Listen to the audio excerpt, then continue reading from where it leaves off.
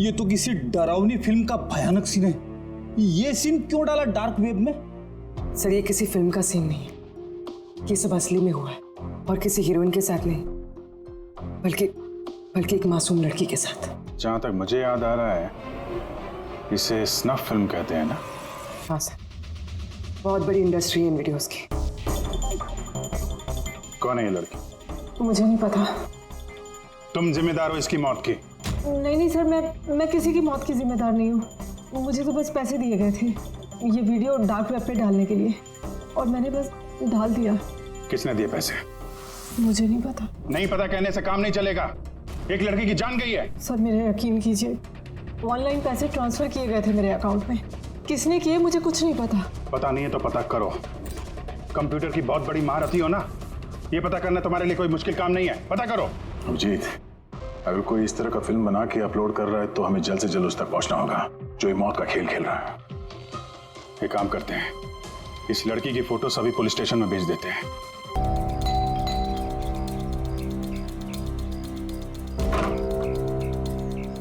जी कहिए, किससे मिलना है?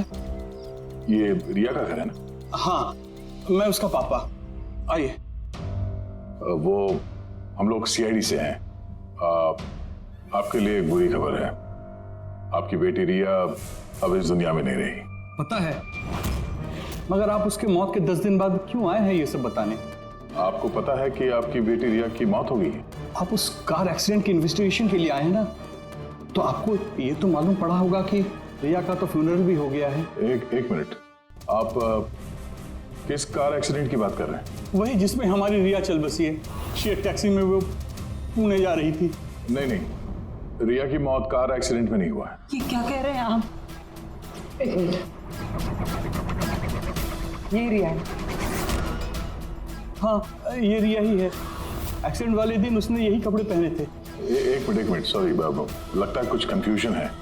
आप जरा बताइए कि आपकी बेटी रिया का कार एक्सीडेंट कैसे हुआ था? शेयर टैक्सी में वो पुणे जा रही थी, 7 और लोग भी थे उसके साथ। तो रास्ते में उसकी गाड़ी का बड़ा भयानक एक्सीडेंट हो गया। पूरी कार आग की लपटों में झुलस गई।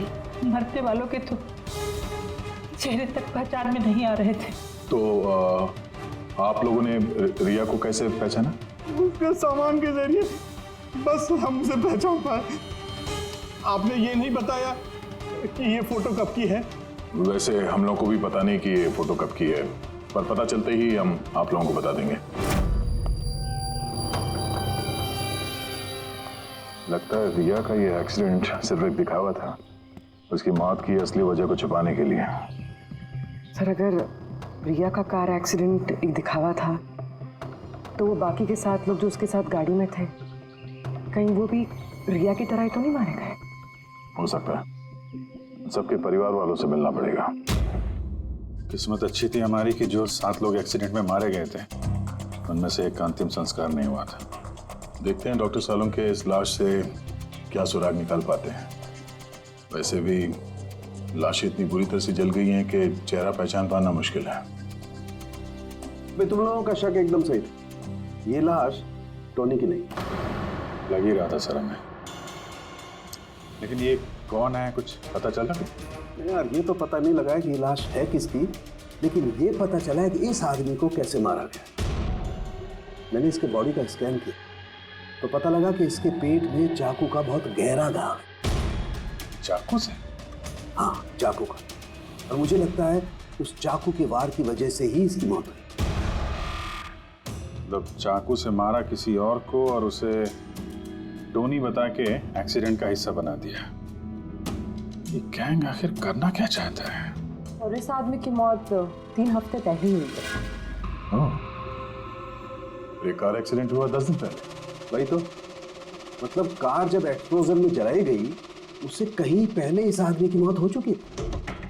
3 हफ्ते से इसकी लाश संभाल के रखी थी ताकि इस भयानक खेल को अंजाम दिया जा सके। यार एक काम करते हैं, जहाँ पे एक्सीडेंट हुआ था वहीं पे चलते हैं, पता करते हैं एग्जैक्टली उस दिन हुआ क्या था। मैं तो मजे से कार चला रहा था सर, और रेडियो पे गाने सुन रहा था। तभी अचानक से मैं जोर का धमाका सुना। मैं तुरंत अपने कार से निकला और मैंने देखा कि मेरी सामने एक कार आग की लपटों में जल रही थी। मुझे समझ में नहीं आ रहा था कि मैं क्या करूं। तो ये कितने बजे की बात होगी? सर मुझे लगता है कुछ शाम के 5 बजे होंगे। है? ये कैसे हो सकता है? सर एक सेकंड सर, ये टोल नाके की फुटेज देखिए सर। यहाँ पे तो गाड़ी 3:30 बजे क्रॉस हुई थी, फिर ये जगह वहां से 20 किलोमीटर दूर ही है सर। तो 20 किलोमीटर का सफर तय करने में 1.5 घंटे तो नहीं लगने चाहिए। रास्ते में कोई ढाबा होटल भी नहीं है, कोई चाय वाय के लिए रुक जाए जहाँ पे? एग्जैक्टली। तो उस हिसाब से गाड़ी को यहाँ पे 4 बजे पहुँच जाना चाहिए था, अगर यहाँ पे एक्सीडेंट हुआ 5 बजे। इसका मतलब है ये जुर्म इस 1 घंटे में ही हुआ है। तो गाड़ी को उस समय कहीं ले जाया गया और उन सबको उतार के उसमें 7 लाशें रख दी गई। और उसके बाद गाड़ी को यहाँ पे लाके ब्लास्ट करवा दिया। सब प्लान था। सर ऐसा लगता है इन सब लोगों को वहीं लेके गए हैं जहाँ पर रिया को लेके गए थे, वो स्नफ फिल्म बनाने के लिए। जगह जल्द से जल्द ढूंढनी होगी यार। पुलवी ने SMS भेजा तो किसी पेड़ की फोटो है। हाँ पूर्वी। सर ये पेड़ जिसकी फोटो भेजी है मैंने, इसे मोरिंगा ओलिफेरिया कहते हैं सर। हाँ सर ठीक ऐसा ही पेड़ रिया वाले फुटेज में भी है। ये देखिए सर, उस फुटेज का स्क्रीनशॉट भेज रही हूँ मैं। सर ये पेड़ महाराष्ट्र के 2 जंगलों में पाए जाते हैं। ये तो एग्जैक्टली वैसे ही पेड़ है, महाराष्ट्र के 2 जंगलों में। कौन कौन से जंगलों में? सर एक जंगल है जो नासिक के पास है, और दूसरा जंगल एक्सीडेंट वाली जगह से सिर्फ 1 घंटे की दूरी पे है, और इस जंगल का नाम है प्रीफिक्स फॉरेस्ट। जरूर ये मौत का खेल इस प्रीफिक्स जंगल में ही हुआ है। प्रीफिक्स फॉरेस्ट तो काफी बड़ा जंगल है यार, मीलों तक फैला हुआ है। फॉरेस्ट ऑफिसर की मदद लेनी होगी।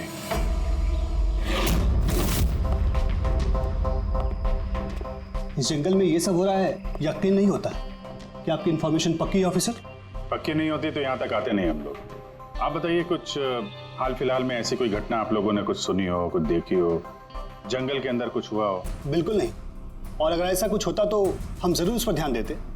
चलो कोई नहीं, फिर भी अपनी तसल्ली के लिए एक बार हम जंगल देखना चाहेंगे। श्योर। वैसे सर आप लोग पूरा जंगल देखना चाहेंगे? क्योंकि मीलों तक फैला हुआ है ये, इसमें काफी वक्त लग सकता है। नहीं, हम पूरा जंगल नहीं देखेंगे। हमें जंगल का वो हिस्सा दिखाइए जहाँ पे कोई आता जाता नहीं है, क्योंकि अक्सर सुनसान इलाकों में ही जुर्म पनपता है। Okay officers. विनोद, मेघना, इन्हें जंगल के उन इलाकों की दिखाने की जिम्मेदारी आपकी है।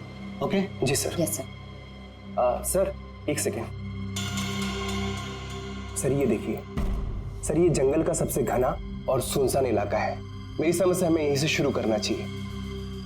ठीक है, देखते हैं।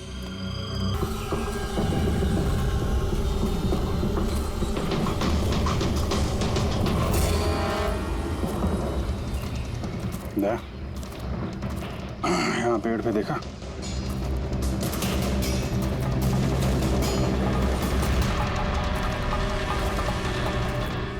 छोटा सा कैमरा। मतलब हम लोग सही जगह पे आ गए हैं। यही वो जगह है जहाँ पे वो फिल्म बनाई जा रही है। कैमरा ऊपर भी है, उस तरफ पैंट है।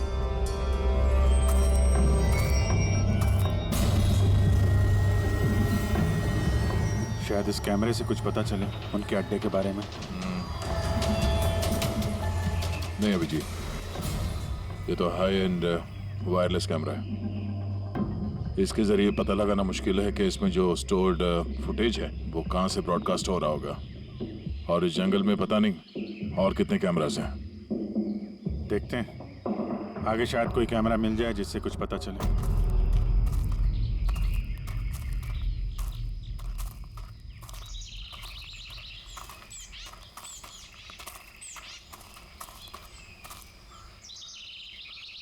सर सही निशान देखिए, मुझे लगता है हमसे पहले यहाँ कोई आया है। हम लोग सही डायरेक्शन में जा रहे हैं।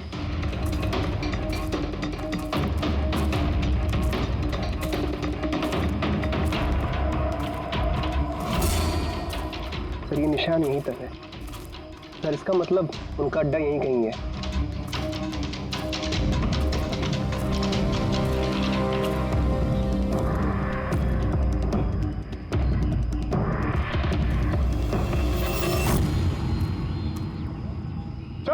चल जल्दी आइए।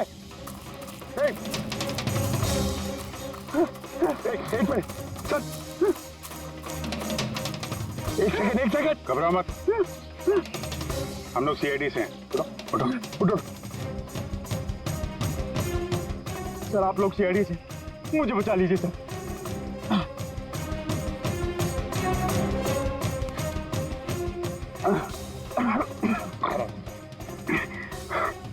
यहाँ फंस कैसे गए तुम?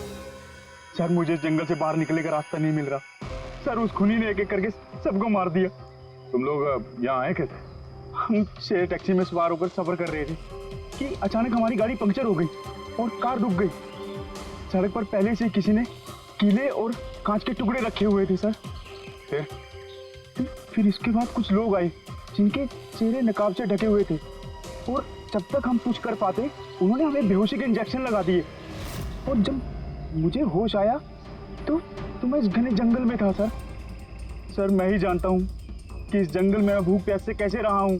कभी लकड़ी खाई तो कभी पेड़ के पत्ते, और जब भी किसी के चिल्लाने की आवाज़ आती तो समझ जाता किसी की जान चली गई। यहाँ जगह जगह कैमरे लगे हुए हैं। तुम्हारी किस्मत अच्छी थी कि तुम उनके पकड़ में नहीं आए। सर पकड़ इसलिए नहीं पाए क्योंकि उन्होंने एक कैमरा मेरे कमीज के बटन में लगाया हुआ था और वो बटन मैंने तोड़कर फेंक दिया। शायद इसी वजह से वो मुझे ढूंढ नहीं पाए। तुम्हें अंदाजा है कि बाकी के लोगों में कितने लोग जिंदा हैं अभी तक? मालूम नहीं सर, पर कल रात जब मैं पेड़ पर बैठा हुआ था मुझे किसी के चीखने की आवाज़ आई थी। न जाने वो उनको घायल कर रहे हैं या फिर जान से मार रहे हैं सर। किस तरफ से आवाज़ आई थी, कौन सी दिशा से, कुछ याद है आपको? मेरे पेड़ इस तरफ, शायद उस तरफ से सर।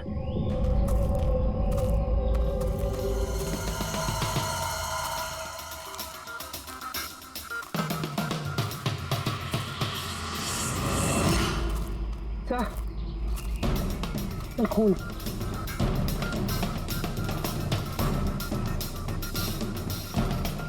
तो यहाँ पर भी। इसका मतलब उनमें से कोई घायल है।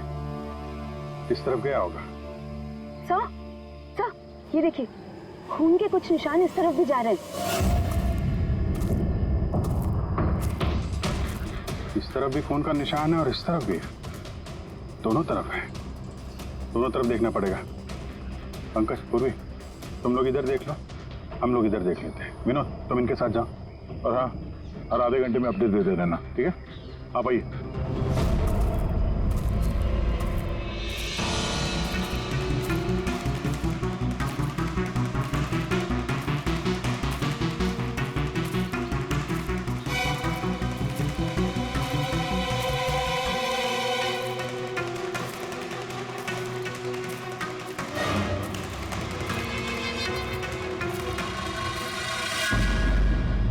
एक मिनट, वो क्या है?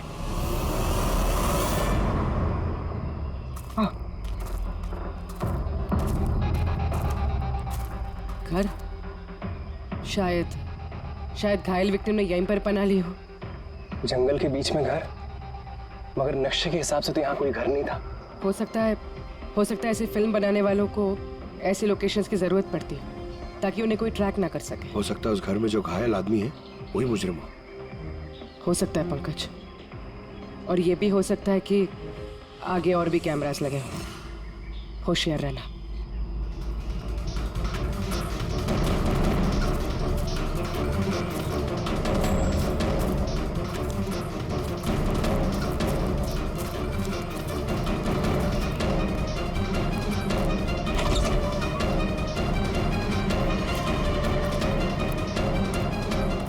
पंकज, टॉर्च।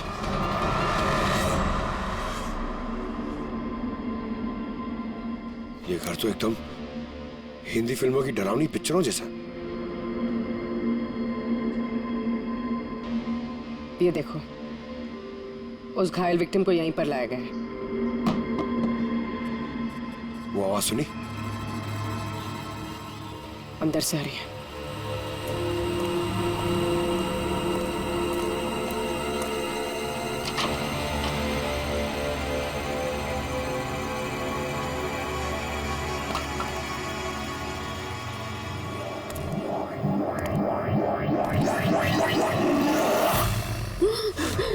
नहीं छोड़ दो मुझे जाने दो। बाहर आओ। मेरे पास मत आना, मैंने कुछ नहीं किया। देखो हम लोग सीआईडी से, घबराओ मत। आओ, कुछ नहीं होगा तुम्हें। अच्छा अच्छा।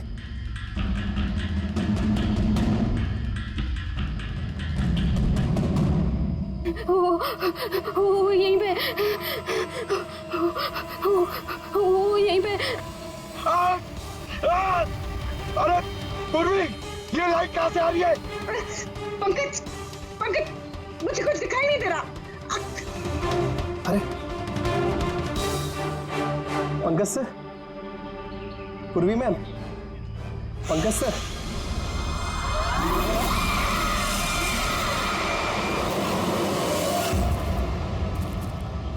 सर, खून के निशान तो यहाँ के खत्म हो गए।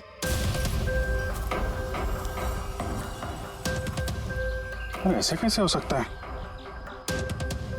घायल आदमी अगर यहाँ पर आएगा तो यहाँ से अचानक कैसे गायब हो जाएगा? शायद वो मुजरिमों के हाथ लग गया यहाँ इस पॉइंट पे पहुंचने के बाद। हो सकता है। पता नहीं मोहित के अलावा और कोई है जिंदा कि नहीं। 1 घंटा हो गया तो पूर्वी और पंकज का कोई फोन कॉल नहीं है।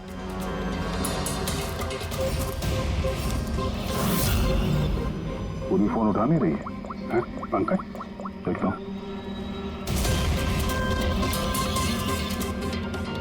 पंकज भी फोन नहीं उठा रहा है। अरे यार, किसी मुसीबत में नहीं है दोनों? चलो चल के देखते हैं। चलो। यहाँ पे खून इस तरफ गए थे।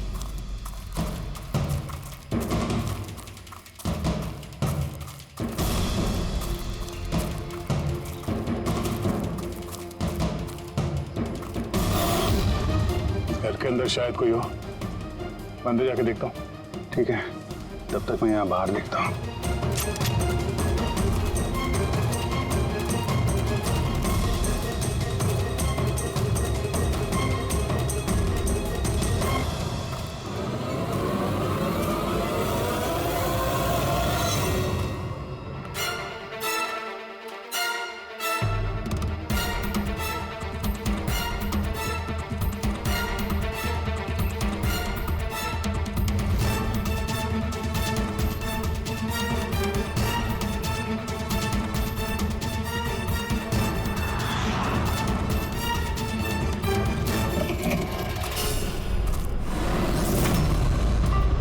पंकज कब आए?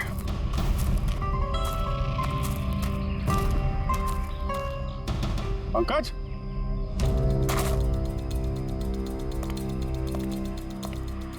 पंकज,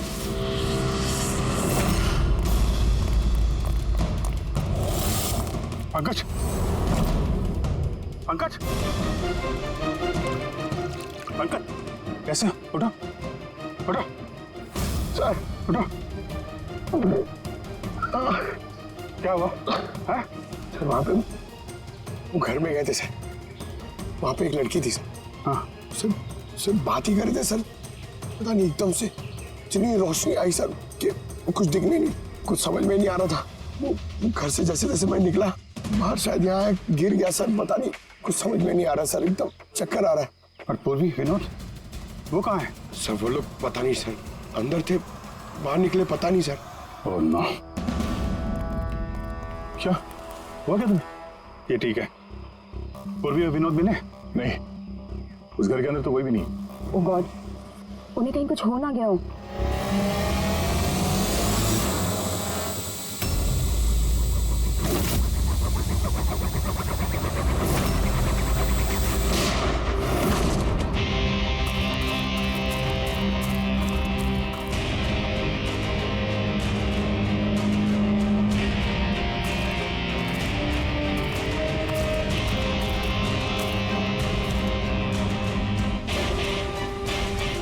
ये सब तो बड़ा मुश्किल होता जा रहा है। हमें वापस जाना होगा। चलो। क्या मतलब? देखो दया, हमें ये नहीं मालूम है कि अपराधियों की तादाद कितनी है, कितने कैमरे लगा रखे हैं यहाँ पे, कितने हथियार हैं उनके पास। ऊपर से हम पे हर वक्त नजर रखे हुए हैं। अभी फिलहाल हम उनसे मुकाबला करने की तैयारी में नहीं है। और पूर्वी, उसे यहाँ पे अकेला छोड़ के चले जाएंगे हम? यार दया देखो, पूर्वी उनके चंगुल में फंस चुकी है। हम उसको बचाने जाएंगे तो हम भी नहीं बच पाएंगे। अभिजीत, क्या हो क्या गया तुम्हें?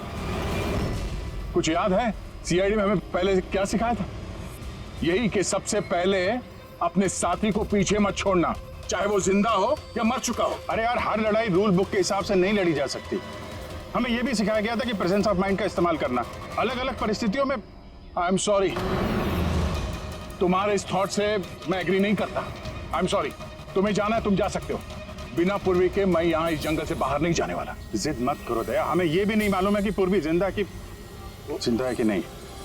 अभिजीत, वो एक सीआईडी ऑफिसर है, इतनी आसानी से हार मानने वाली नहीं है। वो बेचारी अकेली लड़ रही होगी उन मुजरिमों से, और अब जब उसे सबसे ज्यादा जरूरत है हमारी, हम स्पीड दिखा के भागेंगे यार। ज्यादा जरूरी यह है कि जो लोग उस गिरोह के कैद में नहीं आए हैं उनको बचाया जाए। और तुम्हें पूर्वी की इतनी परवाह है, तुम जिद मत करो, मेरे साथ चलो, हम लोग अच्छी प्लानिंग बना के वापस आएंगे। चलो। इसे हो क्या गया? चलो भी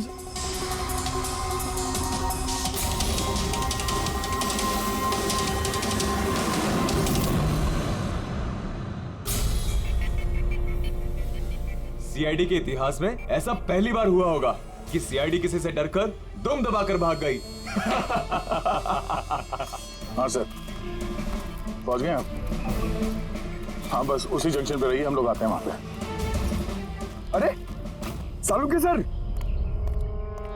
आप यहाँ? मैं यहाँ। अरे अरे तुम्हें क्या लगा हम लोग पूर्वी को ऐसे ही छोड़ देंगे जंगल में मरने के लिए? हैं? तो आपका और दया सर का झगड़ा झूठा था। जब अभिजीत ने वहां पे कैमरा देखा तो उसने मुझे इशारा किया। पता नहीं और कितने ड्रोन लगा रखे होंगे हम पे नजर रखने के लिए। जो आदमी उस कैमरे के जरिए हम पर नजर रखे हुए था, उसकी आंखों में धूल झोंकना जरूरी था, इसलिए। अब वो लोग ये सोच के बैठे होंगे कि हम लोग जंगल से निकल गए, थोड़े रिलैक्स भी हो जाएंगे। यही मौका है हम पे हमला करने का। अभिजीत, ये लो, ये तुमने मंगाया था। ये क्या डिवाइस है सर? ये जैमर है पंकज। आसपास इस एरिया में जितने भी कैमरे होंगे सब जैम हो जाएंगे। अब वो हम पे नजर भी नहीं रख पाएंगे। और ये ड्रोन पे जो कैमरा लगा है, इसकी रेंज 7 किलोमीटर सिर्फ। बैटरी तो खत्म होने वाली है। इसका मतलब अगर हम इसे नहीं पकड़ते तो ये वापस उनके अड्डे पे जाता बैटरी बदलने के लिए। जरा आईपैड निकालना, नक्शा निकालो उसमें।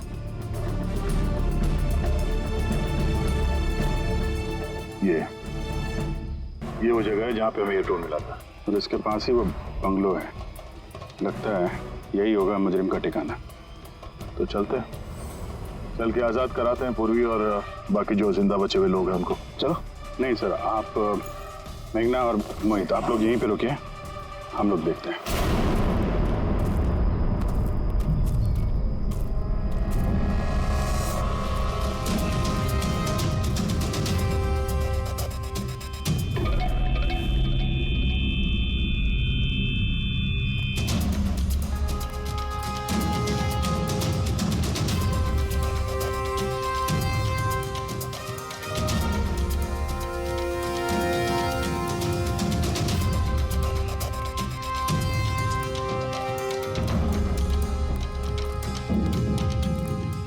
यार, ये पूरा सिस्टम बंद कैसे हो गया? देख ना कुछ। जैसे आवाजें आ रही हैं। कैसे हो सकता है पूरा सिस्टम?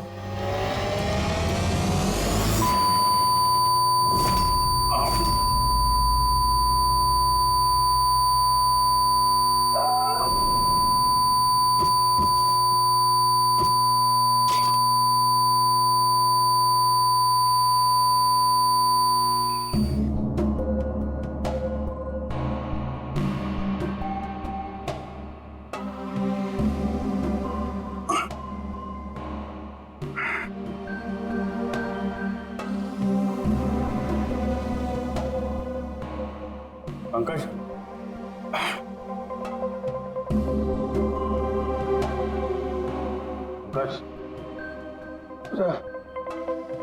हमारे स्वागत की पूरी तैयारी कर रखी थी इन लोगों ने।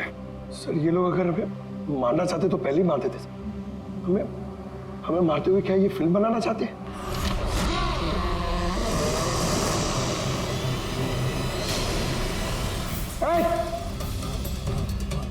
सच जाओ। सच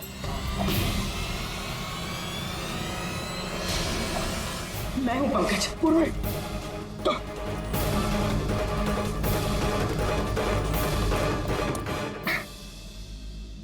तुम ठीक हो? हाँ सर। वो लोग किधर हैं? सर इस तरफ।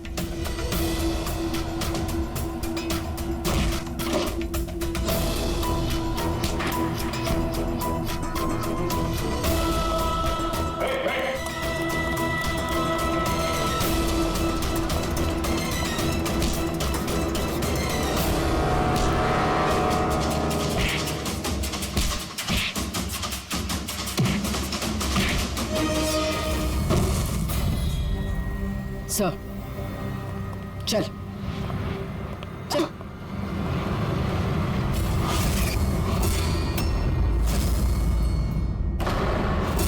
मेघना तुम? वाह, हमें तो लग रहा था कि हम मुजरिमों की आंखों में धूल झोंक रहे हैं। अब किसे पता था कि हम मुजरिम को अपने साथ ही लेके घूम रहे हैं। आप लोग यहाँ कैसे? किसने छुड़ाया आप लोगों को? सीआईडी को कैद करना इतना आसान नहीं। मौका देखते ही मैंने वो खिड़की तोड़ी और वहां से बाहर निकल गई।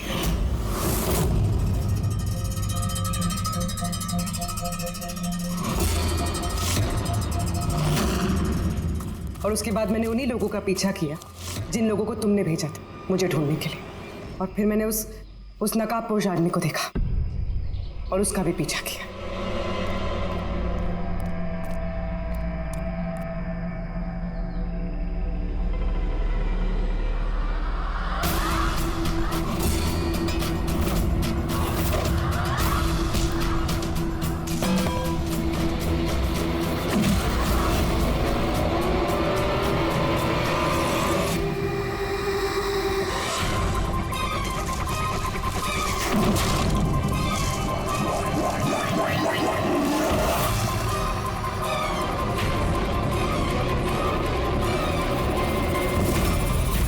कुछ देर बाद जब मुझे होश आया तो मैंने देखा कि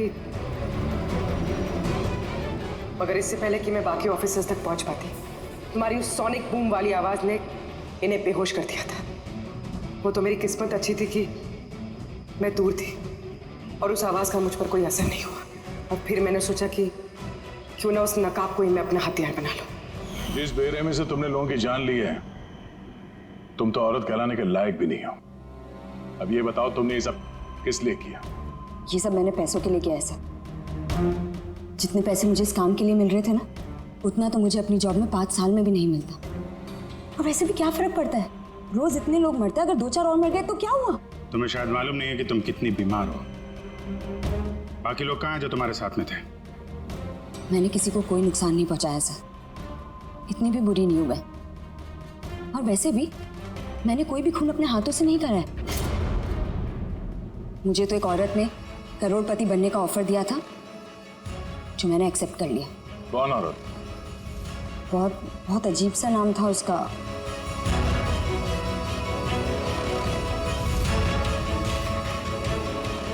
रूट। रूट?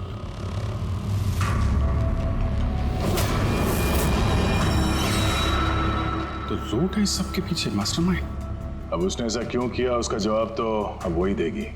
तो जहां तक तुम्हारा सवाल है, कानून तुम्हें कड़ी से कड़ी सजा देगा।